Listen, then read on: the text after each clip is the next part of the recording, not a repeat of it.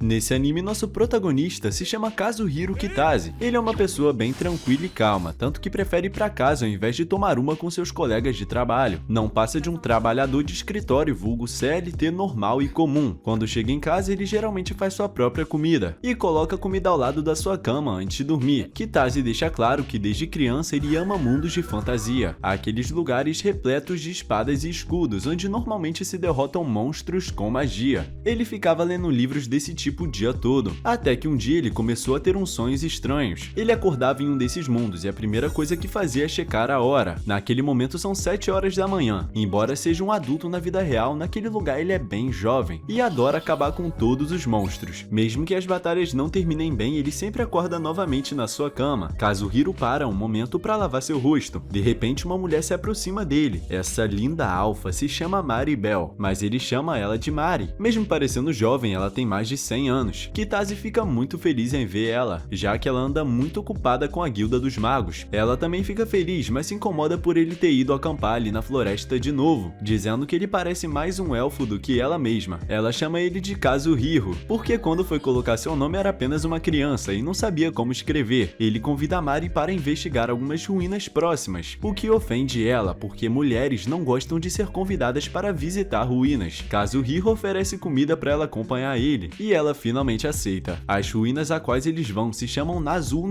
uma cidade subterrânea que foi abandonada há milhares de anos. Mas isso é só o que dizem. Não tem nenhum sinal de combate nessas ruínas, elas estão totalmente intactas. A teoria principal sobre a queda da ruína é algum vírus desconhecido, o que é bem estranho, porque uma civilização mágica tão avançada jamais cairia em algo assim. Isso faz com que esse seja um dos 7 grandes mistérios da área que eles estão. Mari pergunta se ele seria capaz de resolver esse mistério, mas Kazuhiro diz a ela que tanto faz. Ele só quer se divertir investigando, e com ela vai ser ainda melhor. Após entrarem, a Mari usa umas tochas mágicas para iluminar a área, e os dois sentam para comer. A garota ficou apaixonada por como a comida está muito boa, e pergunta de onde ela vem. Então Kazuhiro diz que a comida é da sua terra natal. Galera, é a mesma comida que ele colocou na cama antes de dormir. Quando terminam de comer, eles continuam investigando. De repente, Mari se assusta ao ver um monstro, então ela fala para ele tomar cuidado, mas Kazuhiro não dá a mínima. Ele sai correndo e vai pra cima do bicho. Diferente do que a gente pensava, os dois são amigos. Na verdade, o lagarto dá os parabéns para Kazuhiro por andar com uma elfa tão gostosa, mas ele diz pro lagarto que ela só se importa com a comida dele. Nada mais disso. O ponto é que eles estão falando na língua dos monstros. Na verdade, Kazuhiro fala na língua dos elfos com a Mari. Sim, gente, ele é trilingue. Foi um caso de necessidade. Ele diz que sempre que tentava falar com eles, acabava sendo atacado, obrigando a ele levar 3 anos para aprender a nova língua. Ele fala pra Mari que tem um dragão que vive nas ruínas. Além disso, está na temporada de reprodução. Então o lagarto disse pra ele ter cuidado. Mesmo assim, Kazuhiro diz que quer ver os ovos do dragão. Mari alerta ele que é uma coisa bem perigosa, mas novamente ele só ignora. Após isso, eles chegam em um local totalmente escuro. Mari ativa um feitiço de visão noturna, que ela poderia ter feito lá no início, mas ficou com preguiça. Mesmo tendo um dragão enorme dormindo ali, se eles não fizerem barulho não tem problema algum. Mas quando Mari vê o dragão, ela se assusta e agarra Kazuhiro. Depois dessa agarrada, ele acaba pensando algumas besteiras. Ela percebe isso e fica puta porque ele não tá prestando atenção nela, e acaba levantando a voz. O dragão fica puto porque acordaram ele no sono de beleza. Todas as portas que eles entraram se fecham. Os dois estão presos com um dragão, que já chega lançando fogo neles. Kazuhiro não se importa muito porque tá em um sonho. Ele acorda como se nada tivesse acontecido na sua cama. Ele gostou muito de passar esse tempo com a Mari. Ao olhar pro lado, ele percebe que Mari também está com ele. Ele não entende o que está acontecendo, mas com certeza os sonhos que ele possui são mais misteriosos do que ele pensou. Quando ela acorda, ela demora um pouco para perceber que está pelada. Tudo que ela repara é no rosto do Kazuhiro, que está bem mais velho. Ele diz que vai se explicar depois, e pergunta se tá tudo bem com ela, já que tecnicamente eles acabaram de ser queimados por um dragão. Isso faz com que a Mari perceba que ela está pelada, soltando um grito enorme. Ela exige roupas femininas, mas como Kazuhiro mora sozinho, ele não tem roupas femininas em casa, então parte para comprar algo para ela vestir, mesmo com todo mundo julgando ele. Ao voltar, ele percebe que Mari está admirando uma paisagem que ela nunca tinha visto antes. Ela fica muito animada, achando que Kazuhiro é milionário por morar em um lugar tão alto. Ela acha que está no paraíso ou algum tipo de parque de diversões. Ela aponta para uma torre gigante, achando que ali mora algum mago famoso. Como ele tirou um dia de folga, ele pergunta se ela quer passear. Ela fica muito animada com o convite Peach e acaba pulando em cima dele, mas quando percebe que tá pelada, bate nele com o travesseiro. Felizmente, ele já comprou roupas para ela, então ela se veste. Enquanto isso, Kazuhiro reflete sobre sua situação, pensando que se ele pode viajar com Mari do seu sonho, isso significa que pode ser uma realidade paralela. Naquele momento, Mari fica muito feliz com suas roupas novas, então ela pergunta se estão na terra natal dele, aquela que ele fala com tanta frequência. Ele diz que sim, e vai contar pra ela sobre o Japão enquanto seguem pra algum lugar, mas primeiro ele dá uma touca pra ela, já que suas orelhas poderiam chamar muita atenção, por não serem normais nesse mundo. Ela acha a touca muito bonita e aceita com prazer, está super animada pra conhecer esse novo lugar, e deseja sair logo. Enquanto tava no carro, ela ficou muito traumatizada, talvez tenha sido muito cedo pra apresentá-la isso. Kazuhiro leva ela pra comer alguma coisa, e a garçonete gosta da Mari por ela parecer muito feliz. Ele pede comida e algo interessante acontece. Mari não sabe a língua que eles estão falando, ela não entende nada de japonês, então os dois continuam falando em élfico, e isso é bom, assim os outros não vão entender. Mari deseja ter algumas respostas, e quer que Kazuhiro explique a ela como chegou a esse lugar. Como ela não se lembra de nada depois de ter sido atingida pelo dragão, Kazuhiro explica que não tem muita ideia do que está acontecendo. Ele fala pra ela que quando era criança costumava ter o sonho frequente de estar em outro mundo, mas isso nunca pareceu algo estranho, já que só divertia ele. Para Kazuhiro, aquela vida era apenas fruto da sua imaginação, mas nessa manhã tudo mudou quando ela acordou ao lado dele, fazendo-o perceber que talvez aquele mundo também seja real. E sobre a idade, ele fala que o tempo flui de forma diferente nos dois mundos. Sua idade real é 25 anos. Ela acha 25 anos muito velho, mas ela já sentia que ele era alguém muito maduro para sua aparência. A comida chega e ela novamente fica impressionada. Eles aproveitam a comida e passam um tempo de qualidade juntos. Depois eles passeiam por um caminho cheio de cerejeiras, e é nesse lugar que ele dá boas-vindas para ela ao Japão. Ela apenas se aproxima e pega o braço dele para caminharem juntos. O amor é realmente lindo. Ao anoitecer, a Mari pergunta para Kazuhiro o que vai acontecer se ela não conseguir voltar para o seu mundo. Ele diz bocejando que ela pode viver junto com ele. Os dois podem se divertir e viajar pelo Japão, deixando claro as maravilhas que tem em seu mundo. Mesmo envergonhada, ela não acha uma má ideia. De volta para casa, ele comenta com a Mari que ela pode tomar um banho se quiser. Quando vê a banheira funcionando, ela pensa que aquilo é magia. Kazuhiro dá sabão pra ela, que acha ele um nobre que está mimando ela com luxos. Enquanto ela relaxa, Kazuhiro, como homem da casa, está cozinhando. Ele fica feliz em conhecer esse novo lado dela, já que ela nunca se comportou assim no outro mundo. Quando sai do banho, ela fica ansiosa para experimentar a comida dele, porque parece espetacular, e de fato estava. De todos os pratos que experimentou, esse foi o melhor até agora. Ele diz a ela que quando retornarem ao outro mundo, podem levar mais comida ainda. Mari pergunta a ele se ele já tentou levar outra coisa. Ele fala que já tentou levar relógio, lanternas e coisas assim, mas nenhuma funcionou. Kazuhiro brinca um pouco com a lanterna, já que ela não conhecia. Ela não se impressionou muito. Para ela, a tecnologia da Terra não é permitida no outro mundo. Provavelmente algum deus deve impedir ou algo do tipo. É uma teoria. Provavelmente existe alguém encarregado de impor as regras, as mesmas que permitem ou não coisas acontecerem com Kazuhiro. Por exemplo, foi permitido que ela poderia ser trazida a ele. Isso significa que ele tem alguma responsabilidade para cumprir. É por isso que Mari pergunta se alguém lhe pediu algo específico ou se ele tem alguma missão para fazer, mas ele responde que não, nunca mencionou seu mundo a ninguém. E isso é bem normal, já que ele pensou que fosse sonhos. Além disso, ele nem sequer se lembra dos detalhes da primeira vez que viajou, mas não tem o que fazer, então eles deixam o assunto pra lá. Kazuhiro quer resolver o problema que já possuem. Quando viajarem para o outro mundo, provavelmente vão estar enfrentando o dragão que derrotou eles da primeira vez. É por isso que devem planejar estratégias diferentes juntos. Caso contrário, ele não vai conseguir dormir por causa daquele dragão. Além disso, o bicho não é qualquer um, é um dragão Ark. Quando Mari viu sua respiração pela primeira vez, se assustou. Foi porque eles têm energia mágica infinita, além de serem mais inteligentes do que humanos. No passado, eles chegaram a destruir ilhas e até criar vulcões. São seres que lutaram contra demônios e humanos muitas vezes. Ele pergunta a Mari se ela sabe de algo sobre a personalidade dele, mas ela diz que dragão não tem personalidade. Mas isso é só o que ela acha. A única informação que tem é que suas escamas produzem energia mágica e são muito valiosas. Apenas com um pedacinho da escama você se tornaria muito rico. Depois ela conta sobre uma lenda que fala de um dragão que assumiu uma forma humana para visitar um povo. O ponto é que ele não fez nada. Ele passou diversos dias lá e depois foi embora. O lugar da lenda é o pequeno povo portuário de Osloy. Isso dá uma ideia pro Kazuhiro, que se aproxima da geladeira e dá um sorriso. Quando chega a hora de dormir, Mari está confortável na cama que parece de um rei. Ela estende a mão, convidando ele para se juntar a ela. O objetivo dela é tentar voltar para o seu mundo. Ele fica muito envergonhado, ainda mais quando ela se agarra nele. A última vez que viajaram, estavam abraçados, por isso decidem repetir isso, mesmo morrendo de vergonha. Eles realmente conseguem retornar ao mundo da Mari. Antes que percebam, eles já são acertados pelo dragão. Os dois conseguem se desviar, mas ele diz para ela não se desgrudar dele. O plano é tentar dialogar com o dragão.